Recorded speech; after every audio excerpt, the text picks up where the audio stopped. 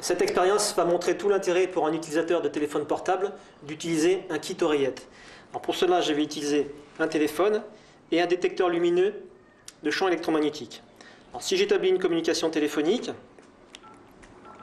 et que j'approche le téléphone de l'oreille, on voit que le détecteur lumineux s'allume sous l'effet du rayonnement électromagnétique émis par le téléphone. Si j'éloigne le téléphone de l'oreille, on constate que le détecteur lumineux ne s'allume plus, car le champ électromagnétique reçu au niveau du détecteur a fortement diminué.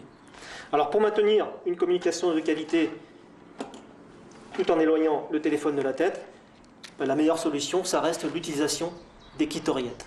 L'utilisation d'un kit oreillette fait partie des mesures de précaution recommandées par le ministère de la Santé aux utilisateurs de téléphones portables.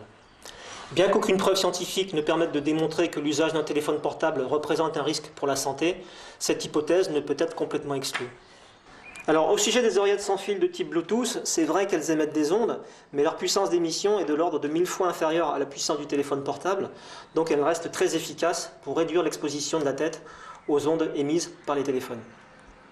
La peur des ondes électromagnétiques conduit des commerçants peu scrupuleux à vendre des dispositifs anti-ondes.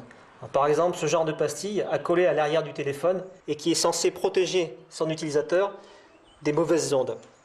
En fait, ce dispositif ne repose sur aucun principe physique reconnu et n'a strictement aucune efficacité scientifiquement prouvée. L'autre phénomène qu'on peut mettre en évidence avec cette petite expérience, c'est que la puissance des téléphones portables n'est pas constante dans le temps.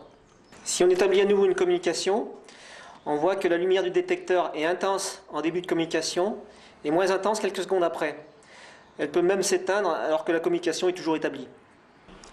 Ceci s'explique par le fait que les téléphones portables sont équipés d'un système de régulation de puissance qui fait qu'au début de la communication, le téléphone émet à sa puissance maximale et qu'ensuite il réduit sa puissance jusqu'à un niveau qui dépend des conditions de réception. Alors si les conditions de réception sont mauvaises, le téléphone aura du mal à réguler sa puissance et la meilleure protection reste dans tous les cas l'utilisation des kits oreillettes.